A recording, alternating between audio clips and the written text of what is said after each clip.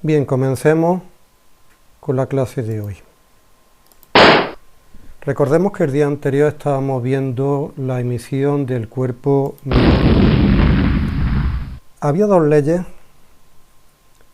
que no tenían fundamento teórico ninguno, simplemente eran unas expresiones matemáticas que se adecuaban a la forma que presentaban las curvas de emisión del cuerpo negro. Recordémoslas. Bien, aquí las tenemos. La primera es la ley de Stefan Boltzmann. Nos dice que la intensidad total que emite un cuerpo negro a una determinada temperatura es proporcional a la temperatura absoluta elevada a 4. Recordemos que a 2000, 3000, 4000 grados Kelvin, conforme va aumentando la temperatura, el área bajo la curva va aumentando. Es el área bajo la curva lo que nos representa la intensidad total que emite el cuerpo negro. Por otro lado, teníamos la ley de desplazamiento de Wien, que nos indicaba que el producto de la longitud de onda de máxima emisión por la temperatura absoluta es constante. Aquí tenemos la longitud de onda de máxima emisión para 2000 grados, 3000 grados, 4000 grados. Vemos que cuanto mayor es la temperatura, la longitud de onda de máxima emisión va disminuyendo. Repito que estas dos leyes no tienen ningún fundamento teórico, simplemente son expresiones matemáticas que al darle valores a la temperatura o al darle valores aquí también a la temperatura, pues nos dan valores de intensidad total de emisión y longitud de onda de máxima emisión que cuadran bastante bien con lo que encontramos en la práctica. Claro que por aquellas fechas los investigadores pues no estaban muy contentos con aquello, porque necesitaban un fundamento teórico. ¿Por qué ocurría esto? Además, fijaros que son leyes puramente experimentales, además de experimentales, eran unas leyes que se aplicaban a cualquier cuerpo. Habéis visto que lo mismo la hemos aplicado para la superficie de una estrella como para la emisión de una persona. Son leyes universales. Pero la pregunta era, ¿por qué se cumplen? ¿Cómo podemos explicar esto? Querían buscar algo deducido teóricamente en base a lo conocido hasta aquellos momentos que explicara perfectamente esas curvas de emisión del cuerpo negro. Y se pusieron manos a la obra. Concretamente estas dos personas, Rayleigh y Huppert, basándose en las leyes del electromagnetismo, leyes clásicas del electromagnetismo conocidos en aquellos momentos, con papel y lápiz, llegaron a la siguiente conclusión. Esta expresión matemática, esta ley sí que está basada en fundamentos teóricos, deducida teóricamente. Ahora, será válida si se corresponde con el experimental, pero no será válida si no se corresponde con lo experimental.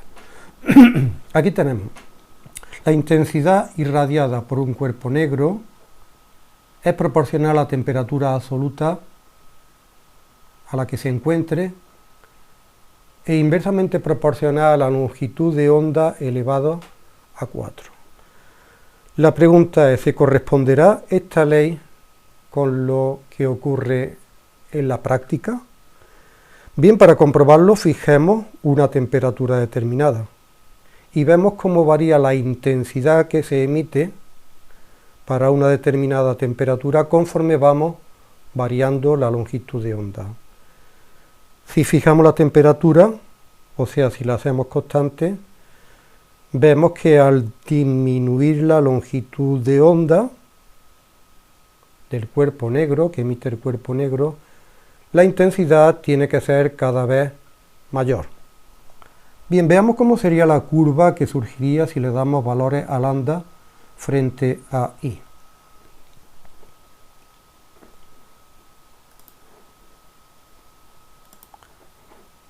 Bien, vamos a borrar aquí. Lo que surgiría sería una gráfica de este tipo. Aquí tendríamos longitud de onda. Aquí tendríamos intensidad. Para una determinada temperatura tendríamos una gráfica que sería más o menos así. O sea, al disminuir la longitud de onda, la intensidad que va emitiendo es cada vez mayor. ¿Se corresponde esto con lo que obteníamos en la emisión de un cuerpo negro? Os recuerdo que la gráfica de emisión de un cuerpo negro, esto es, bueno, se me olvidaba, esto es para una determinada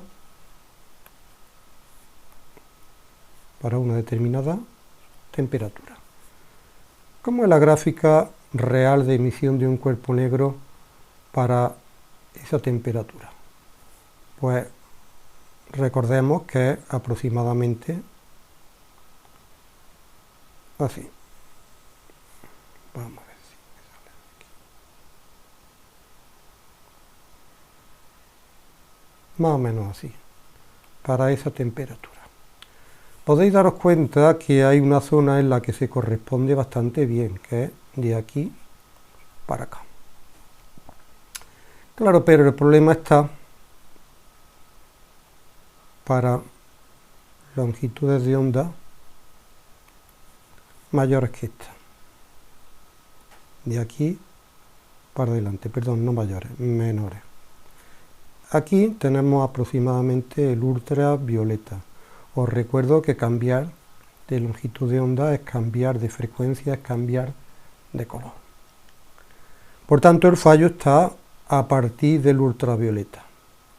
Esto es lo que se conoce como catástrofe del ultravioleta. Fijaros que la curva teórica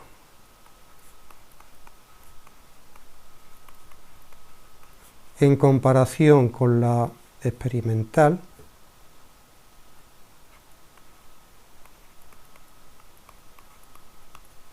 se cumple bastante bien hasta la zona del ultravioleta, pero para nada a partir del ultravioleta. Bien, volvamos.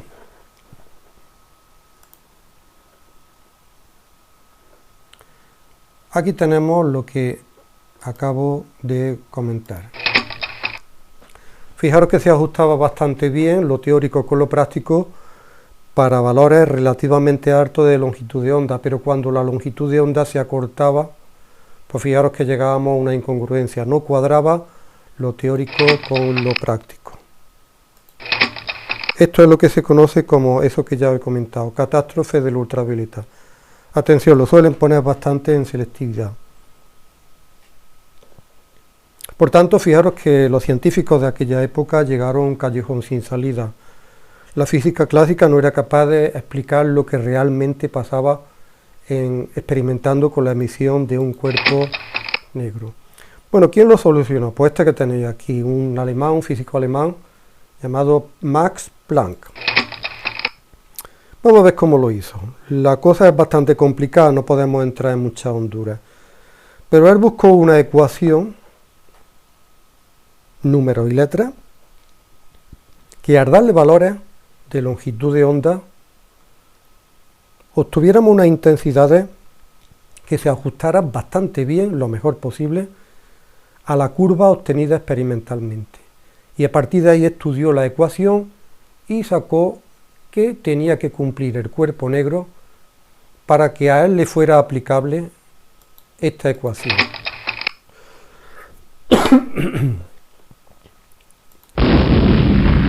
Y el resultado fue el siguiente. Esto es un poco raro. Mira, llegó a la conclusión de que, lo leo, la energía emitida por los osciladores atómicos no puede tener cualquier valor, sino que debe de ser un múltiplo entero de una constante multiplicada por la frecuencia del oscilador, donde n es un número entero y h es la constante de Planck. O sea, bastante raro. Vamos a ver qué quiere decir esto.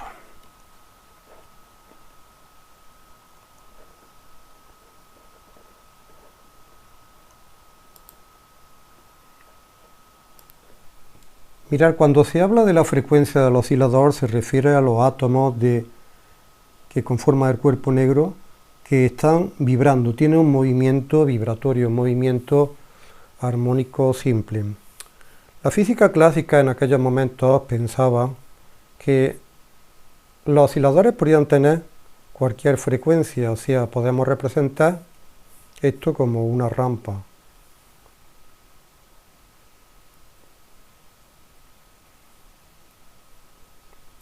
Vamos a ver. O sea que el oscilador podía tener esta energía,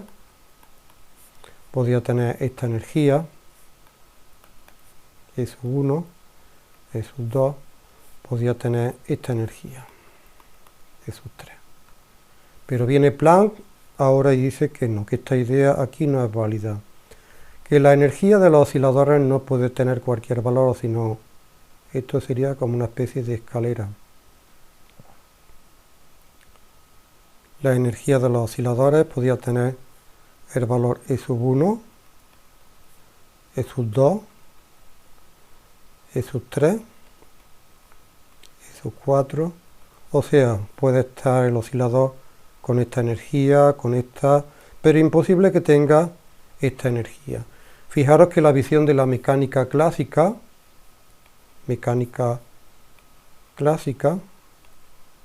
era que los posibles valores para la energía del oscilador era infinito, mientras que la visión que tenía la mecánica cuántica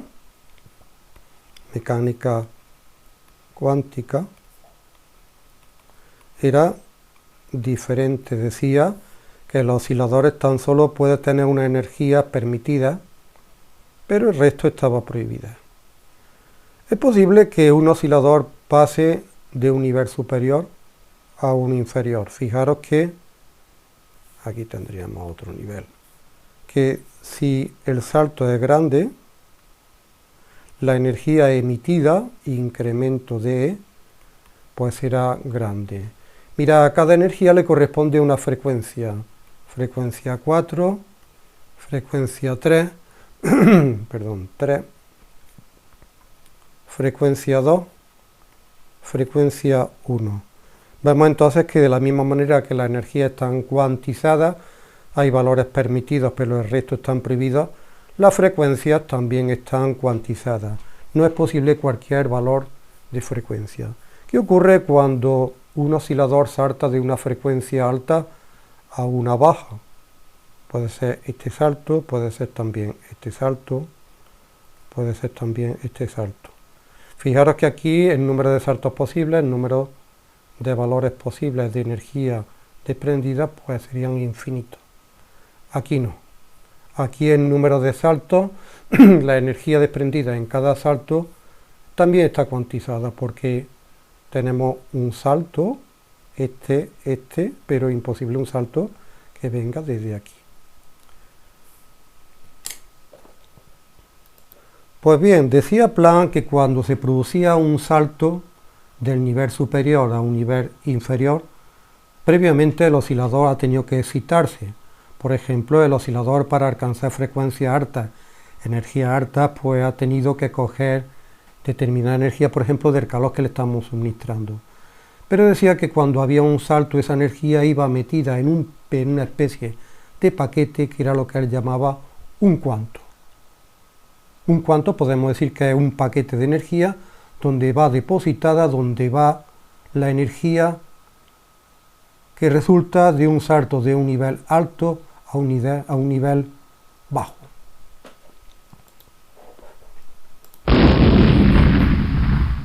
Aquí tenemos. La energía se emite en forma de cuanto. Nosotros diríamos hoy en día que en realidad un cuanto es un fotón. Fijaros entonces que cuando pasa de un nivel superior a un nivel inferior y meter esa energía del salto en un cuanto, pasamos de que el oscilador, átomos que vibran, pase de vibrar a una frecuencia alta a una frecuencia más baja, pero lo hace a saltos, no de manera continua como en la rampa, sino de manera discontinua. Pero claro, explica esta idea completamente novedosa el hecho de que a partir del ultravioleta haya una discrepancia tan grande entre lo teórico y lo práctico. Os recuerdo que la gráfica que hemos visto antes para la teoría, conforme vamos disminuyendo la longitud de onda, la intensidad tendía al infinito, sin embargo en la práctica caía. Bien, aquí tenemos la discrepancia que he comentado entre lo teórico y lo práctico. Discrepancia que empezaba a partir de aquí.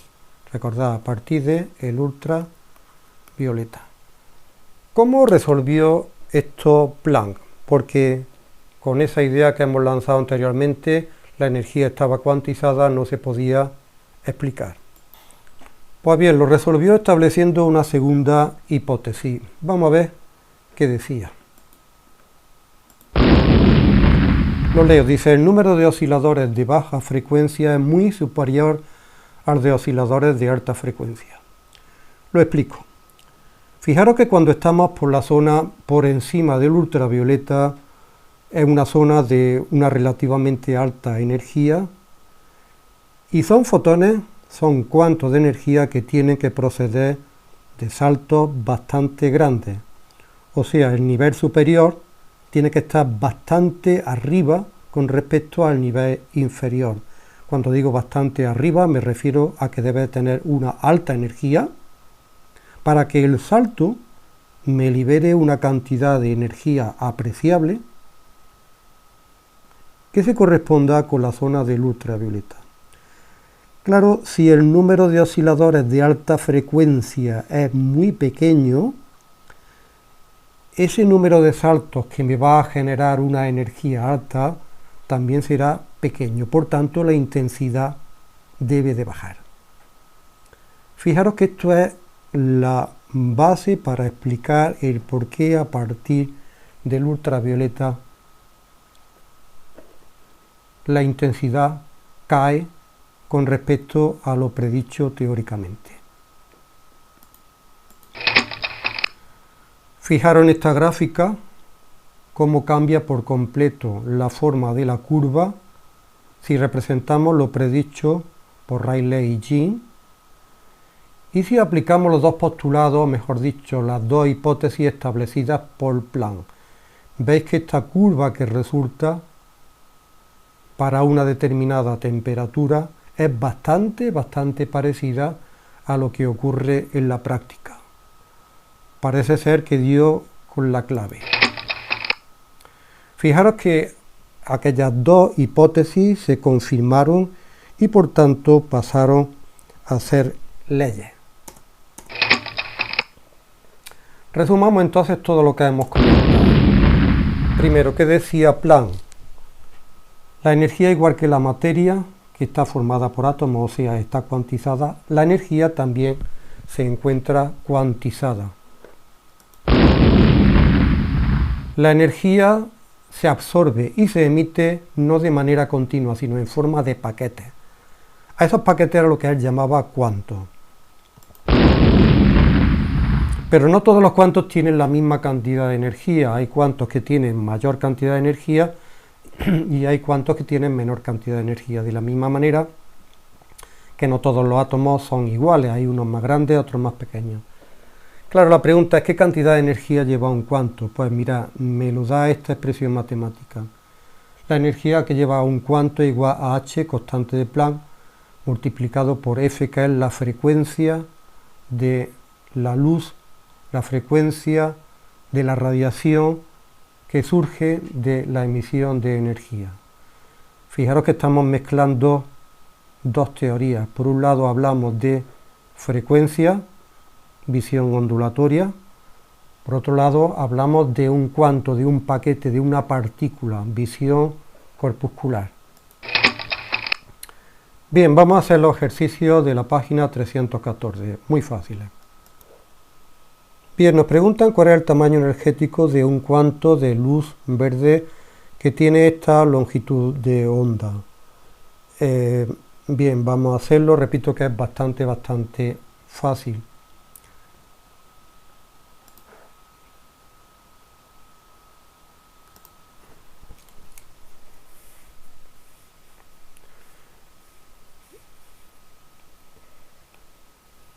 Bueno, la energía de un cuanto hemos dicho que es igual a H por F o por nu.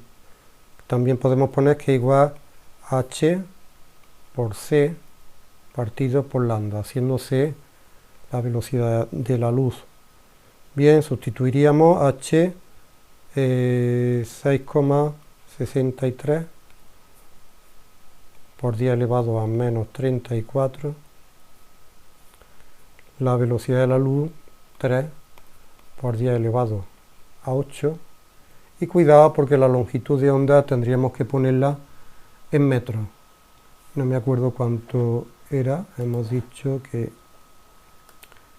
era 510 nanómetros, por tanto tendríamos que multiplicar, mejor dicho, dividir,